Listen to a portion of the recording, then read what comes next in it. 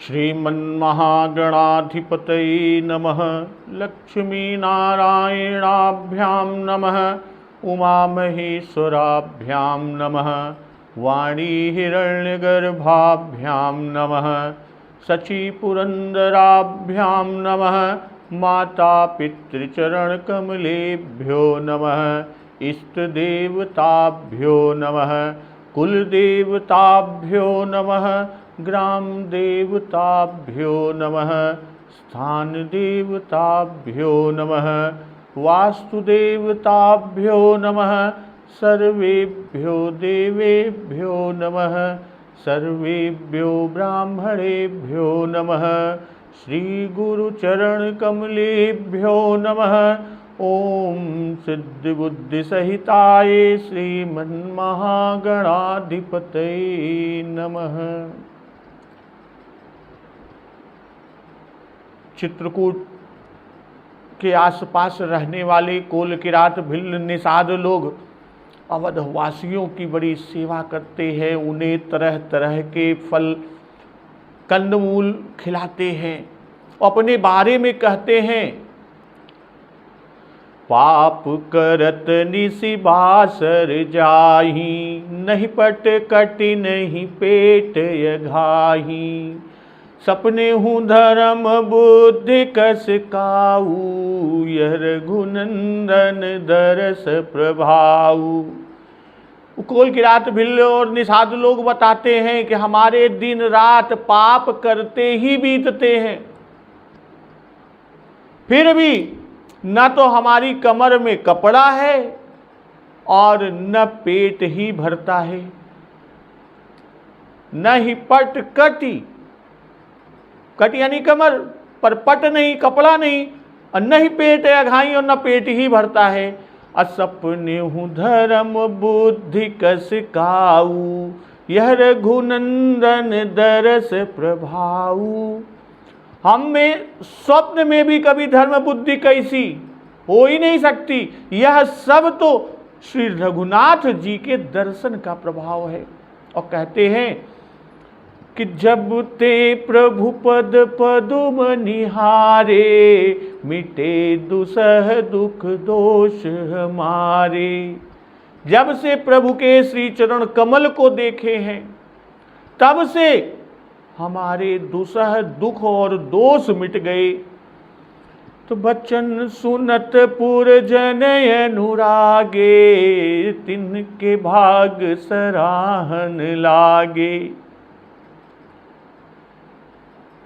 वनवासियों के इन वचनों को सुनकर, इन वनवासियों के वचन सुनकर अयोध्या के लोग प्रेम में भर गए और इन वनवासियों कोल किरात भिल्ल निषादों के भाग्य की सराहना करने लगे कि लागे सराहन भाग्य सब अनुराग, बचन सुना वहीं। बोलन मिलन सिय राम चरण स्नेहु लखि सुख पावहीं। नर नारी निदरहि नेहु निज सुनि, कोल भिल्लन की गिरा। तुलसी कृपा रघुवंश मनि की, लोह लऊ का तीरा। तुलसीदास जी कहते हैं कि यह सब श्री रघुवंश मणि प्रभु श्री रामचंद्र जी की कृपा है कि लोहा नौका को अपने ऊपर लेकर तैर रहा है। इस तरह सब लोग दिनों दिन परम आनंदित होते हुए और वन में चारों ओर विचरते हैं। किस तरह? बाबा गोस्वामी तुलसीदास जी कहते हैं कि जल ज्यों दादुर मोर, भय पीन पावस प्रथम।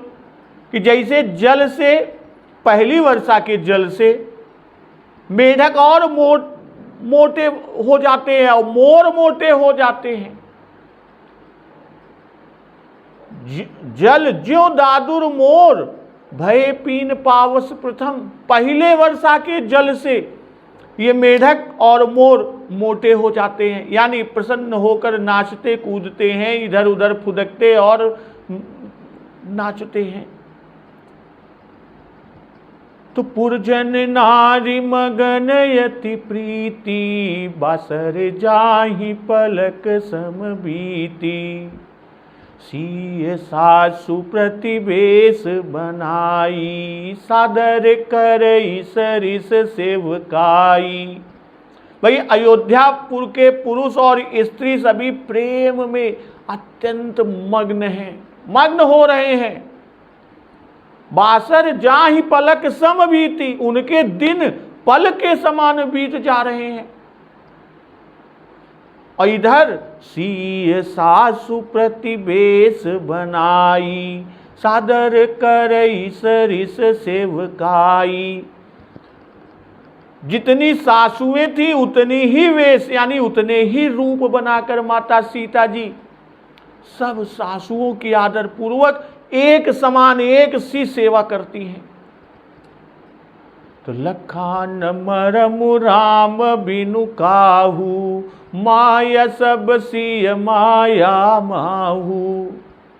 श्री रामचंद्र जी के सिवा लखान मरमु यह भेद और किसी ने नहीं जाना। राम बिनु काहू, सिवा श्री रामचंद्र जी के, यानी प्रभु श्री रामचंद्र जी के अलावा इस भेद को और किसी ने नहीं जाना कि जितनी सासू माएं हैं उतनी ही रूप में सीता जी हैं और सबकी सेवा कर रही हैं एक समान। माया सब सिय माया माहू, सब माएं यानी परा महाशक्ति महामाया श्री सीता जी की माया में ही है।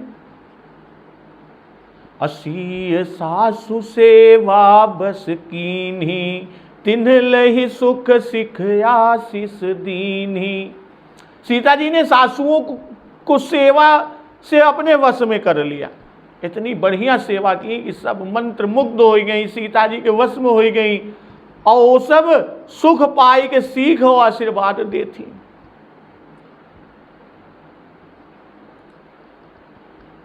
बासर जाहि पलक सम बीती, इस तरह मग्न है कि पुरजन नारी मगन यति प्रीति, बासर जाहि पलक सम बीती। भाई सुख के दिन तो इसी तरह बीत जाते हैं।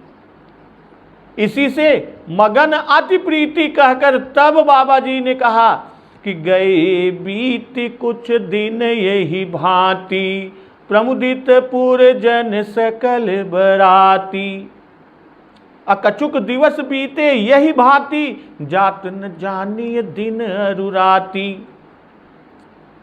और कहते हैं कि सीता जी का कि सिय सासु प्रतिवेश बनाई। भाई जितनी सासुएं थी, जितनी सासु माताएं थी, उतने ही वेश बनाकर यानी उतने ही रूप में आकर सीता जी सब सासु की सादर करे सरिस सेवकाई। सरिस का अर्थ होता है सदृश, समान या एक समान तुल्य। तो जैसी सेवा बहू को सास की करनी चाहिए, सासू के योग्य वैसी ही सेवा सीता जी अपनी सासू मां की कर रही है। फिर सब सासुओं की सेवा एक समान एक सी करती हैं, किसी की बहुत सेवा और किसी की कम सेवा ऐसा नहीं। दोहावली में बाबा गोस्वामी तुलसीदास जी ने लिखा है कि सासु ससुर गुरु मातु पितु, प्रभु भयो चह सब कोई, होनो दूजी ओर को सुजन सराही सोई। तो ये सब बहू बनकर सबकी सेवा कर रही हैं। कौन? माता सीता जी सबकी बहू बनकर एक साथ उतने रूप धरे हैं। इसी से सब वश में हुई, सभी सुखी हुई और सब ने पति प्रेम और सौभाग्यवती होने का आशीर्वाद दिया। कहते माया सब सिय माया माहू। जितनी भी संसार में मायाएं हैं, जितनी भी, अर्थात देवी माया, दैत्य माया, निशाचरी माया, त्रिदेव माया आदि जितनी भी हैं, वह सब इन्हीं की यानी माता सीता जी की माया के अंतर्गत हैं। 9 कोटि दुर्गा, अनंत कोटि देवियां सब मायामय हैं और वे सब इन्हीं माता सीता जी के अंश से हैं और सबकी मूल तो स्वयं माता सीता जी ही है। तो प्रत्येक सासू माँ यही समझती रही, बस हमारी ही सेवा में लगी हुई है, दूसरी सासू के पास नहीं गई। और किसी को यह भेद मालूम नहीं हुआ, लखान मरम राम बिनु काहू।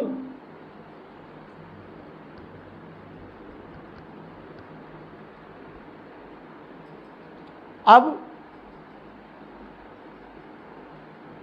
क्या नहीं मालूम हुआ भाई, किसी को भेद मालूम ना हुआ किस चीज का, कि प्रत्येक की सेवा में एक एक रूप से अलग अलग लोगों के पास गई है। अब यहां क्यों न जान पाए? इसका कारण कि सब माया तो इनकी यानी सीता जी की माया के भीतर ही है, अर्थात संसार के जितने प्राणी हैं वे सब इनकी माया के रचे हुए हैं। ये आदि शक्ति हैं, माता सीता जी आदि शक्ति हैं, ब्रह्मादिक सब इन्हीं की माया से उत्पन्न हुए हैं। आदि शक्ति जेहि जग उपजाया, जासु वंश उपजहि गुण खानी, अगणित लक्ष्य उमा ब्रह्मानी। भाई जिस बात को प्रकट करना माता सीता जी न चाहें, यानी जोने चीज के न प्रकट माता सीता जी प्रकट न करे चाहें,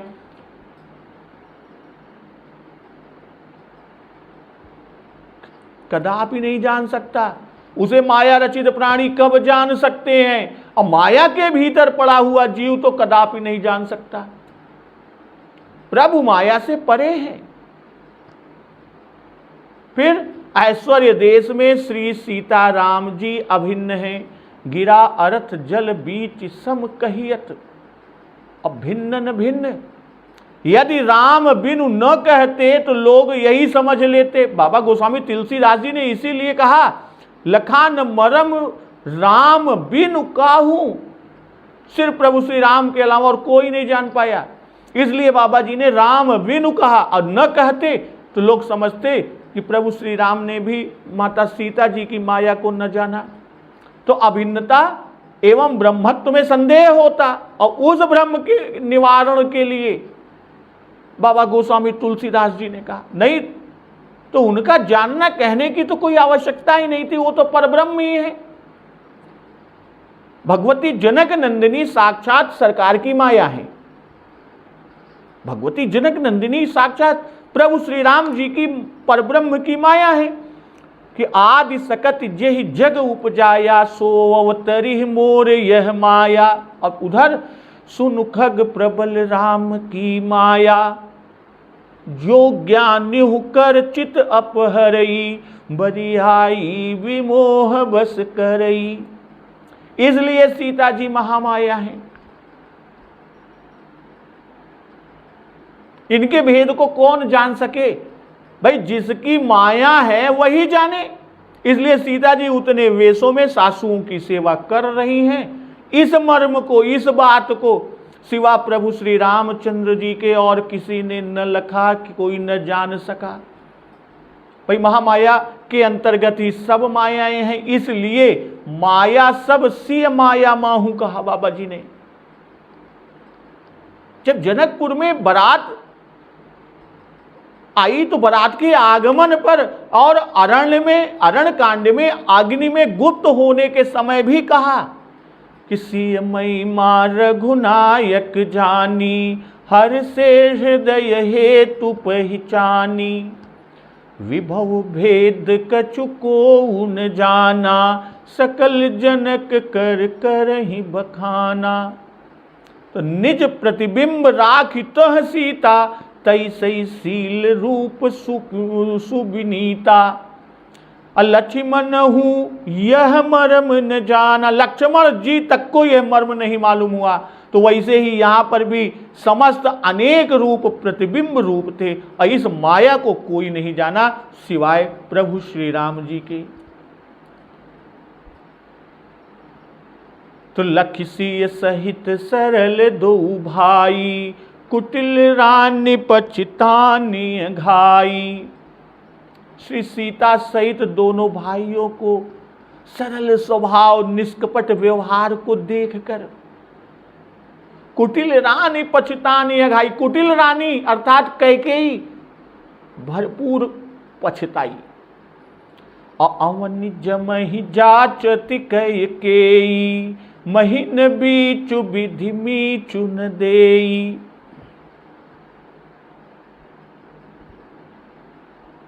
कैकेयी पृथ्वी और यमराज से याचना करती हैं।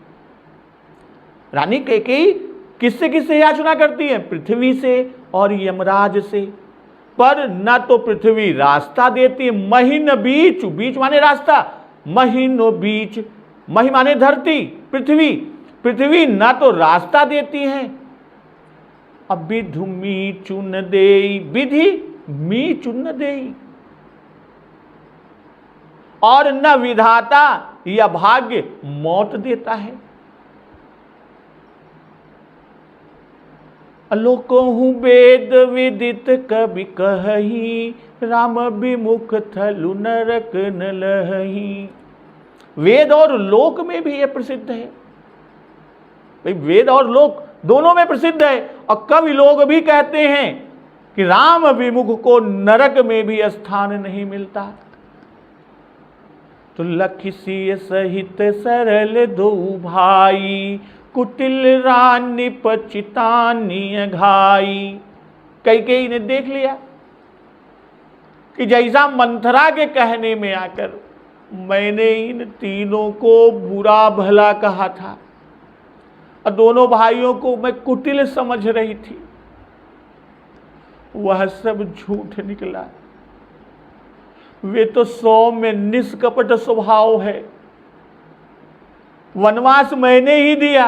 रानी कैकेयी सोच रही है, पछता रही है कि वनवास मैंने ही दिया, पर ये मुझसे रंज न मानकर अपनी माताओं से अधिक मुझे अब भी मानते हैं।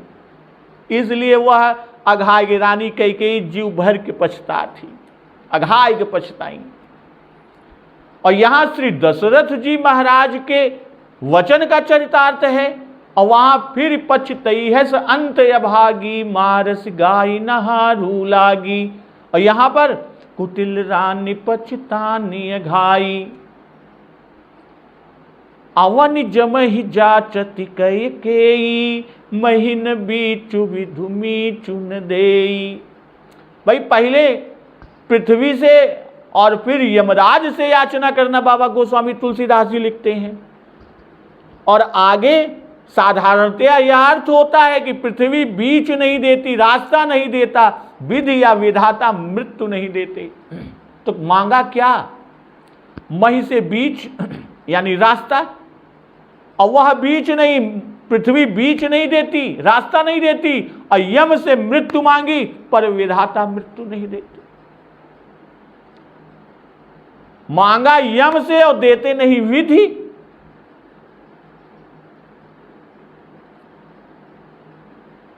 अवन जमहि जाचति कैकेयी, महीन बीचु विधु मीचु न देई। भाई पृथ्वी और यमराज से तो याचना की, पृथ्वी ने रास्ता नहीं दिया, और इधर यमराज से मौत मांगती है, मृत्यु को मांगती है, पर देता कौन नहीं? विधाता मृत्यु नहीं देते। यह कैसा? इसका कारण पहले ही कह चुके हैं बाबा जी। हानि लाभ जीवन मरण, जस अप जस विधि हाथ। भाई मृत्यु यमराज के हाथ नहीं है। यमराज तो केवल समय पर पापी को ले जाते हैं, मृत्यु देना न देना यमराज नहीं, दूसरे के हाथ है। भाई पृथ्वी मही बीच नहीं देती और मृत्यु विधि नहीं देते। भाई मरण की व्यवस्था, मरण का विधान नहीं देती। मृत्यु का अर्थ, कई विनती करते हैं कि हे पृथ्वी बीच क्यों नहीं देती हो, रास्ता क्यों नहीं? हे यमराज मुझे मरण का विधान क्यों नहीं देते? जब वे नहीं देते तब विधि से कहती है, हे विधि पृथ्वी हमें बीज और यमराज मृत्यु नहीं देते। अब निज मही, अब कैकेयी अपने अंतर हृदय याचना करती हृदय में ही कि भूमि फट जाए, मैं समा जाऊं, या विधाता मुझको मृत्यु दे। पर न धरती रास्ता बीच देती है, न विधाता मृत्यु दे। तो यहां कैकेयी पृथ्वी से मांगती है कि आप अवनी हैं, अवनी जमहि जाचति कैकेयी, कि आप अवनी हैं, रक्षा करने वाली हैं, मैं अब मुंह दिखाने लायक नहीं रह गई। रानी कैकेयी पृथ्वी से याचना कर रही हैं कि मुझे अपनी गोद में लेकर मेरी रक्षा करो। फिर यम से कहती हैं कि कर्मों पर आपका पूरा अधिकार है, आप भाग्य के अनुसार चलाने वाले हैं, किसी ढंग से मुझे मृत्यु दे दियो। परंतु पृथ्वी न तो बीच देती है और न भाग्य मृत्यु देता है। विधि दैव भाग्य ये सब पर्याय हैं। रानी कैकेयी ने पृथ्वी से मांगा कि तुम फट जाओ, मैं समा जाऊं।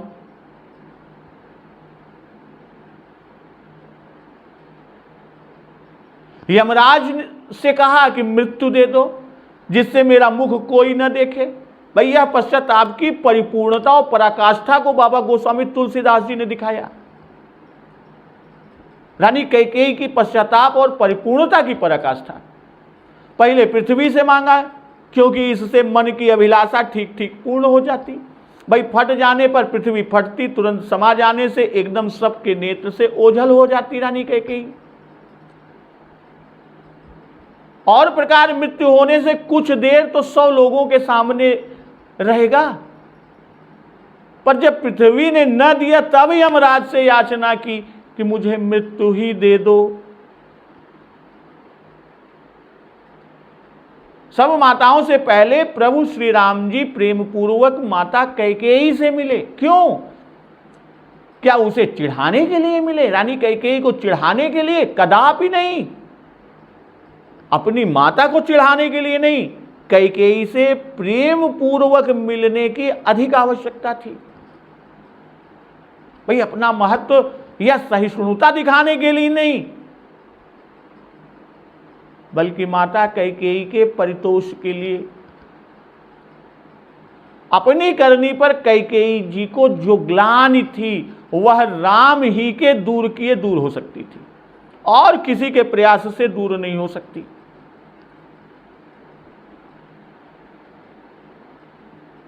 प्रभु श्री राम जी माताओं से मिलते समय स्पष्ट कहे कि अम्बई से आधीन जग काहू न देई दोष।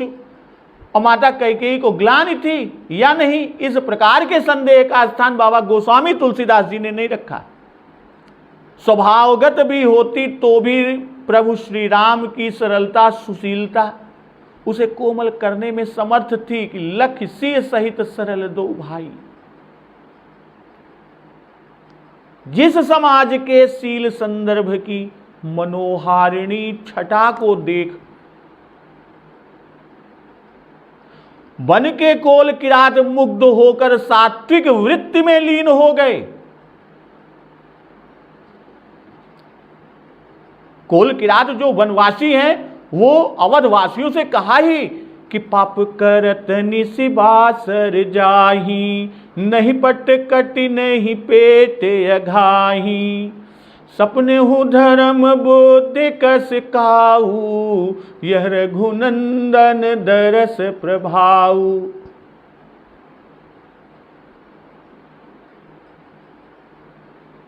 वही यहां पर बता रहे हैं कि जिस समाज के शील संदर्भ की मनोहारिणी छटा को देख वन के कोल किरात मुग्ध होकर पाप वृत्ति से सात्विक वृत्ति में लीन हो गए, उसका प्रभाव उसी समाज में रहने वाली कैकेयी पर कैसे न पड़ता।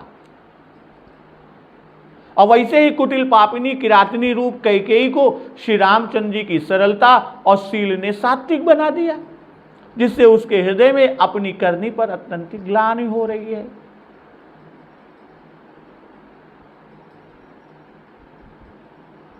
कि लोकहूँ वेद विदित कवि कही, राम विमुख थलु नरक न लही।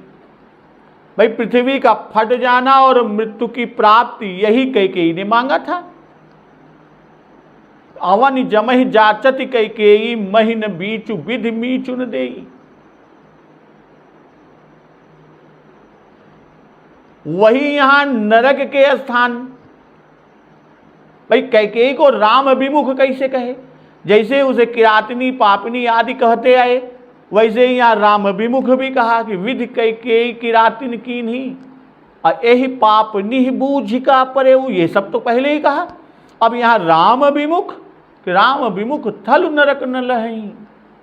कहने का भाव पृथ्वी का फटना और मृत्यु के मिलने की कौन कहे?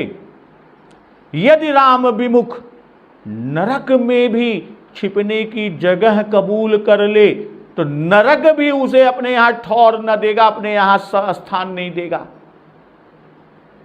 तो ऐसे से वे भी घृणा करेंगे और वे भी न चाहेंगे कि ऐसा पापी हमारे यहां आवे और उथल पुथल मचावे। तो अति बड़ी मोरी ढिठाई खोरी, सुनी अघ नर कहु नाक सकोरी। तो राखी को सकई राम कर द्रोही, प्रभु श्री राम जी का द्रोही जो उसे कौन रख सकता है? राम विमुख को कौन स्थान दे सकता है? तो यहु संसहु सबके मन माही, राम गवनु विधि अवध की नाही। भाई सबके मन में यह संदेह है कि हे विधाता, श्री रामचंद्र जी का गमन अयोध्या को होगा कि नहीं। यहु संशय सबके मन माही, भाई यही संदेश सबके मन में है। काओ कि राम गवनु विधि अवध की नाही, कि हे विधाता, प्रभु श्री रामचंद्र जी का गमन अयोध्या को होगा कि नहीं, यानी प्रभु श्री रामचंद्र जी अयोध्या लौटेंगे या नहीं। निसिन नींद नहीं भूख दिन, भरतु बिकल सुचि सोच, नीच कीच बिच मगन जस, मी नहीं सलिल संकोच। श्री भरत जी ना तो रात में नींदी, भरत जी को रात में नींद नहीं आती है, नींद ही नहीं पड़ती, और न दिन में भूख लगती है। निस न नींद, निस यानी रात्रि में नींद नहीं, अब नहीं भूख दिन, दिन में भूख नहीं। अब भरत तो विकल सोची सोच, वे शुद्ध पवित्र मन से, भरत शुद्ध पवित्र सोच से ऐसे विकल हैं। किस तरह? जैसे नीच कीच बिच मगन जस, जैसे नीच कीचड़ के बीच में, मी नहीं सलिल सकोच, नीच कीचड़ के बीच में डूबी पड़ी हुई मछली को जल के संकोच से व्याकुलता हो। तो यहु संसौ सबके मन माही, राम गवनु विधि अवध की नाही। भाई पितृकर्म के 2 दिन पश्चात प्रभु श्री राम जी ने गुरु वशिष्ठ जी से प्रार्थना की थी, इस सब समेत पुरधारी पाऊ। तो उसका उत्तर लिखकर बाबा गोस्वामी तुलसीदास जी वह प्रसंग कि राम बचन सुनि सभय समाजू, जनु जल निधि मह बिकल जहाजू, सुनि गुर गिरा सुमंगल मूला, भयउ मनहु मारुत अनुकूला। यह लिखकर बाबा गोस्वामी तुलसीदास जी ने उस प्रसंग को वहीं पर छोड़कर और बीच में अवधवासियों की दिनचर्या कही। जो प्रसंग राम विमुख थल नरक नहीं पर रुककर अब कुछ दिन व 2 दिन भी बीत गए, तब फिर से उसी प्रसंग को उठाते हैं कि सब समेत पुरधारी पाऊ, और यहां सब समाजू कहा। तो उसी संबंध से यहां यहु संसौ सबके मन माही, बाबा जी ने ये कहा। तो वहां प्रभु श्री राम जी ने जो पुरधारी पाऊ कहा, उसी से यहां राम गवनु विधि अवध की नाही। यह संदेह है भाई, सबको यह संदेह है। जब सबको लौटा ले जाने को कहा प्रभु श्री रामचंद्र जी, तो क्यों जाने लगे? तब काहे के लौटिए? तो गुरु वशिष्ठ जी से पहले न कहे सबके लौटा ले जावत। और दूसरे कि मुनि ने भी उनसे न कहा कि लौटा कर ले चलने को आए हैं, यही कहा कि 2 दिन दर्शन कर लेने दे। तो जिस आवहि बहुरी राम राजधानी के लिए तो यहां पर सब भरत जी के साथ आए, उसकी चर्चा भी करने में गुरु को संकोच, गुरु वशिष्ठ जी को संकोच हो रहा है। और यह सब देखकर श्री राम जी के लौटने में सब संदेह कर रहे हैं। अब मुश्किल है। असुचि सोच, भरत जी का सोच पवित्र है, शुद्ध है, इसी से भूख और नींद कुछ नहीं है। असुचि सोच में भी यह दशा भूख न बासर नींद न राती हो सकती है। असुचि सोच चिंता वह है जो असौच में अथवा किसी व्याधि आदि से उत्पन्न होती है। श्री भरत जी के सोच को शुचि कहा क्योंकि वह राम वियोगमय जनित है। राम स्नेह के अतिरिक्त अन्य किसी के स्नेह से उत्पन्न चिंता अपवित्र चिंता है। यह सिद्धांत बाबा गोस्वामी तुलसीदास जी ने यहां दिखाया।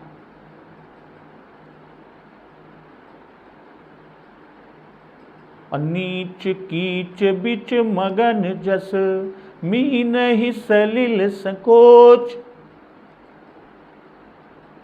भाई मछली को संकोच कि इस कीचड़ के सूखने पर क्या करूंगी, ठीक उसी तरह भरत जी विचार करते हैं कि 2 दिन और बीते कि जाने की आज्ञा ही होगी, तब हम क्या करब। भाई भरत जी अति सोच में विकल हैं। जैसे मीन जल की कमी होने से जल के नीचे जो कीचड़ है उस कीचड़ में डूबी रहे, दुख सहकर उस कीचड़ में प्राण की रक्षा तो हो जाएगी, क्योंकि कीचड़ में भी उस जल का अंश अवलंब उसका आधार आश्रय है।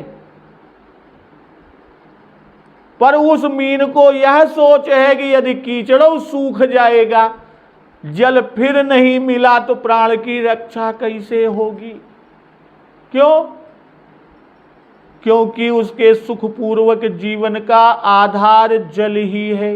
इसी सोच में जैसे मीन कीचड़ में पड़ी रहे, वैसे ही भरत जी मीन रूप हैं, श्री राम जी जल रूप हैं।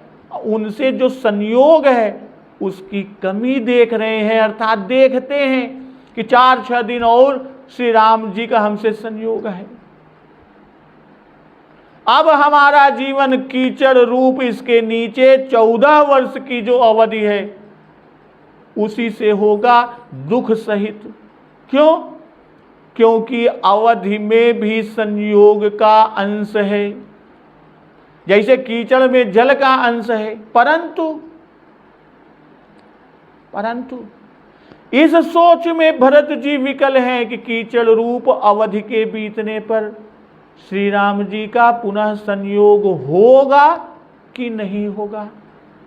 ऐसी सोच में भरत जी अति विकल हैं कि बीते अवधि रहे जो प्राणा, अधम कवन जग मोहि समाना। और श्री राम जी का वचन कि बीते अवधि जाऊं जो जियत न पावऊं वीर। तो जैसे जैसे जल का संकोच होता है वैसे ही वैसे मीन का सोच बढ़ता जाता है। जल के सूख जाने पर नीच कीचड़ में मग्न होकर रहना पड़ेगा, और जब तक उसमें आर्द्रता होगी तब तक प्राण भी न जाएंगे, बचे रहेंगे। श्री भरत जी राज्य को शोक समाज कीचड़ ही समझते हैं। भरत जी राज्य को शोक समाज कीचड़ ही समझते हैं। जल सकोच विकल भई मीना, वैसे ही यहां समय का बीतना जल का संकोच है। 14 वर्ष की अवधि उसी समय कीचड़ की आर्द्रता है। जो 14 वर्ष की अवधि है यह समय रूपी कीचड़ की आर्द्रता है। और यदि श्री राम जी न लौटे और राज्य करने को कहा तो आज्ञा का पालन तो करना ही होगा, और राज्य रूपी नीच कीचड़ में सदा व्याकुल होकर रहना पड़ेगा। यही चिंता है भरत जी को। तो इससे मरण हो जाता तो अच्छा था, पर वह तो विधाता के हाथ में, मांगने पर मृत्यु नहीं मिलती। धूल के समान कोई नीच नहीं, और धूल ही जल के संकोच से कीचड़ बनती है। भाई कीच दो प्रकार की, एक सुंदर है जिसे मछली खाती है, उसमें सुखी रहती है, दूसरी वह है जिसे वह नहीं खाती, नीच कीच। तो माता का कर्तव्य और अपयश नीच कीच है, और अपयश तो सभी जीवों के लिए निंद्य है, पर यह अपयश राम जी के संबंध से अति निंद्य है, और इसी से यह नीच कीच है। भरत जी मीन और राम जी का अवध को लौटना जल है।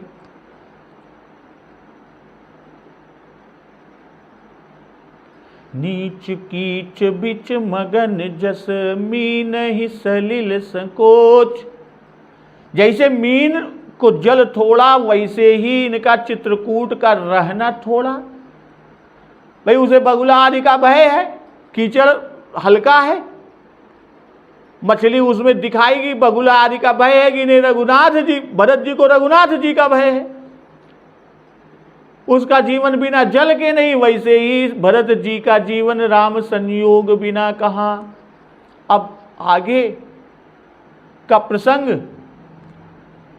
भरत जी मन में ये सोचते हैं कि किस किस रूप में हम प्रभु से, गुरु जी से कहलाएं, उस पर विचार करते हैं, माता से कहलाएं, उस पर विचार करते हैं, स्वयं कहें, उस पर विचार करते हैं। इस तरह अनेकों उपायों का विचार। तो इन विचारों का प्रसंग का श्रवण अमृत रसपान हम लोग अगले दिवस की कथा में करेंगे। तो एक बार जोर से बोलिए, सियावर रामचंद्र की जय, पवन सुत हनुमान की जय। जगत जननी मां जगदम्बा की जय, गुरुदेव भगवान की जय, उमापति महादेव की जय। जय श्री राम।